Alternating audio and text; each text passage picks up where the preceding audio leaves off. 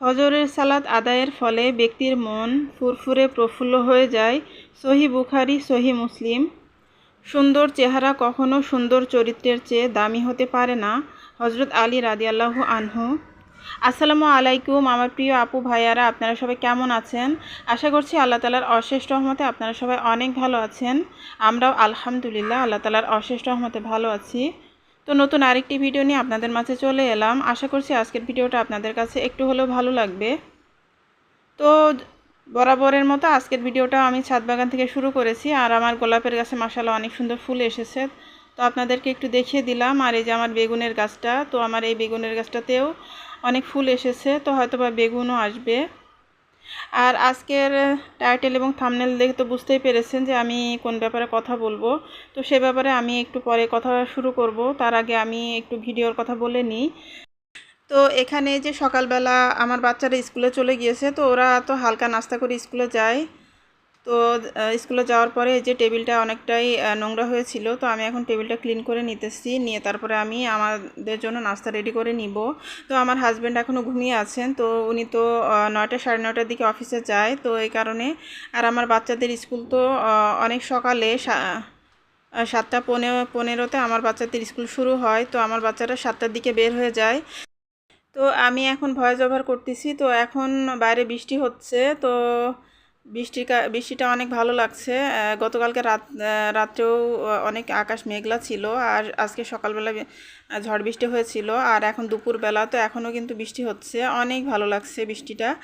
তো আমার তো আসলে একদিন পর পর ভিডিও দেওয়ার কারণে অনেক ভিডিও জমে যাচ্ছে, তো সেই ভিডিওগুলো আমি দিয়ে শেষ করতে পারছি না। তারপর আজকে আবার বৃষ্টি যে হয়েছিল সেটাও রেকর্ড করলাম, তো সেটা কবে দিব জানি না। তো ভিডিওটা আসলে অনেক জমে যাচ্ছে, কিভাবে কি করব বুঝতে পারছি না। যাই হোক, তো এই যে আমি এখন নাস্তা রেডি করে নিব। তো এখানে যে আমি ব্রেড দিয়ে আর ডিম দিয়ে টোস্টের মতো করে নিব আমার হাজব্যান্ডের জন্য, যেহেতু উনি অফিসে যাবেন, তো ওনার জন্য আগেই নাস্তাটা রেডি করে নিব, তারপরে আমি নিজেও নাস্তা করে নিব। তো বাংলাদেশি ব্লগার মম হীরা আপুকে নিয়ে যে আমি কথা বলবো সেটা কিন্তু আমি কখনো চিন্তা করিনি। তো একটা ছোট ঘটনার কারণে আমি আপুকে নিয়ে কিছু কথা বলছি আজকের ভিডিওতে। তো আসলে মম হীরা আপুকে চিনে না এমন ইউটিউবার তো আসলে খুব কমই আছেন ইউটিউব জগতের। সবাই প্রায় এক নামে আর কি বাংলাদেশি ব্লগার মম হীরা আপুকে চিনে থাকেন। তো উনি তো একজন মোস্ট পপুলার ইউটিউবার বাংলাদেশের মধ্যে। তো কিছুদিন আগে আমার সামনে আর কি আপুর একটা ভিডিও আসে, তো আমি ভিডিওটাতে ক্লিক করে তারপর ভিডিওটা ফুল ওয়াচ করি। তো আসলে আপুর কথাগুলো এতটা সুন্দর ছিল আর এতটা মিষ্টি করে উনি কথা বলেন। তো ভিডিওটা দেখতে দেখতে কখন যে শেষ হয়ে গিয়েছে আমি টেরই পেলাম না। তো আমি সেটাই আর কি কমেন্টে লিখেছিলাম যে আপু, ভিডিওটা আপনার কথাগুলো এত সুন্দর যে আপনার কথা শুনতে শুনতে কখন যে ভিডিওটা শেষ হয়ে গেল আমি কিছু টেরই পেলাম না। তো আমি এতটুকুই আর কি কমেন্ট করেছিলাম, কিন্তু তারপরে আপু দেখলাম যে রিপ্লাই দিয়েছেন। তো আমি আসলে একদমই চিন্তা করিনি বা আমি মানে এক্সপেক্ট করিনি যে আপু আমার কমেন্টে রিপ্লাই দিবেন, কারণ উনি এমনিতে এত বড় একজন ইউটিউবার, তারপরে ওনার কমেন্ট বক্সে হাজার হাজার কমেন্ট আসে। তো সেখান থেকে আমার মতো একটা ছোট্ট ইউটিউবারের কমেন্টে রিপ্লাই দিবেন আমি আসলে একদমই এক্সপেক্ট করিনি।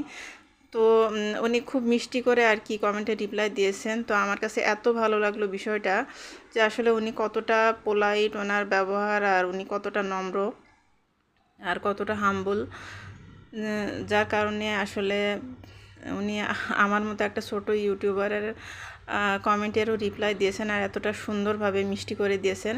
তো তখনই আমার মাথায় আসলো যে আমি আমার ভিডিওতে আপুকে নিয়ে কিছু কথা বলবো। তো এখানে এই যে আমি ডিমটাকে খুব সুন্দর করে রেডি করে নিয়েছি, কাঁচামরিচ পেঁয়াজ ধনিয়া পাতা দিয়ে। তারপর ডিমটাকে ফেটিয়ে নিয়ে এরপরে কড়াইতে তেল দিয়ে তার মধ্যে আমি ব্রেডগুলো দিয়েছি, দিয়ে তারপরে ডিমটাকে ব্রেডের উপরে দিয়ে দিলাম, দিয়ে এখন দুইটা ব্রেড এক জায়গায় করে তারপরে আমি দুই সাইডই ভালোভাবে ভেজে নিব। তো এই তো এভাবে আমি আমার হাজব্যান্ডের জন্য আর কি ব্রেড টোস্ট করে নিব। আর এভাবে ঝাল ঝাল ব্রেড টোস্ট খেতে কিন্তু বেশ ভালো লাগে। তো এইভাবে করে দিলে আমার হাজব্যান্ড কিন্তু বেশ পছন্দ করেন। তো উনি আর কি নাস্তা করে আর কি শর্টকাট নাস্তা, এটা ফাঁকিবাজি নাস্তা। তো তারপরেও বেশ ভালোই লাগে কিন্তু। 2টা ব্রেড আর একটা ডিম দিয়ে নাস্তা করলে কিন্তু এমনিতেই পেট ভরে যায়। আর এমনিতে উনি সকালবেলা বেশি একটা ভারী নাস্তা পছন্দ করেন না, সবসময় হালকা নাস্তাই করেন। তো যেটা বলছিলাম যে মমহিরা আপু উনি তো খুবই ব্যস্ত একজন মানুষ, যেহেতু ওনার 2টা ইউটিউব চ্যানেল আছে, ওনার একটা কুকিং চ্যানেল আছে, তারপরে ওনার ব্লগিং চ্যানেল, তো 2টা চ্যানেল উনি নিজে হ্যান্ডেল করেন। তারপরে আবার ওনার 2টা বাচ্চা আছে, ছোট ছোট 2টা বাচ্চা, তো বাচ্চাদেরকে ম্যানেজ করা, তারপর নিজে পড়াশোনা করেন, সম্ভবত আপু ব্যারিস্টারি পড়েন। তো তারপরে এত কিছু করেন, তারপরে আবার উনি কিন্তু বিজনেসও করেন, আর উনি একজন সাকসেসফুল বিজনেস ওম্যান। তো ওনার বিজনেসের ব্যাপারেও একটু কথা বলবো। তো মানে এত কিছু একজন মানুষ কিভাবে হ্যান্ডেল করে, সত্যি আমি মানে অবাক হয়ে যাই। আর ওনার বাচ্চাদেরকে উনি যেভাবে সুন্দরভাবে মানে লালন পালন করছেন, মানে ওনার মেয়েটা এতটা সুন্দর, এতটা মাশাআল্লাহ, ওনার মেয়েটাকে দেখলে মন থেকে শুধু দোয়া বের হয়। আর বাচ্চাটা এত ছোট বয়স থেকে কিন্তু কখনো ক্যামেরার সামনে আসে না। মা এত বড় একজন ইউটিউবার, কিন্তু কখনোই মেয়েকে ক্যামেরার সামনে আনে না।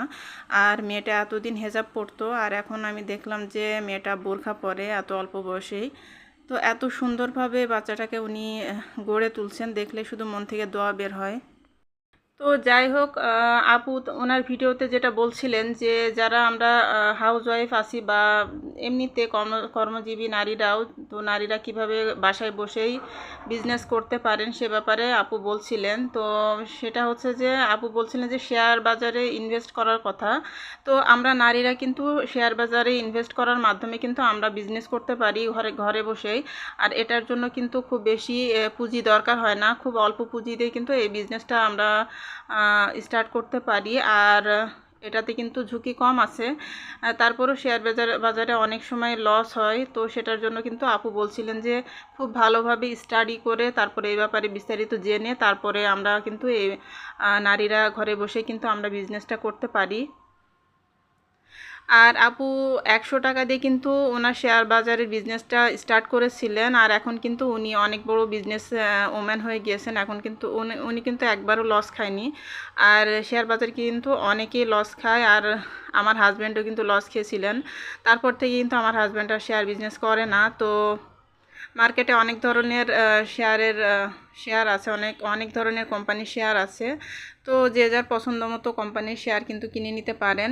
আর অনেকে হয়তো মনে করেন যে শেয়ার বিজনেসটা হালাল হয় কি না, তো সেজন্য আপু বললেন যে হালাল যে কোম্পানিগুলো আছে সেই কোম্পানির শেয়ার যদি আমরা কিনি তাহলে কিন্তু আর এই বিষয়ে আর কোনো চিন্তা থাকবে না। তো এখন এই যে আমি মাছের ভর্তাটা করে নিতেছি, আর এই মাছের ভর্তাটা কিন্তু খেতে ভীষণ মজার হয়। তো আমি মাছের ভর্তাটা এখন করে নিতেছি, আর কিভাবে করে নিতেছি সেটা আপনারা দেখে নিন।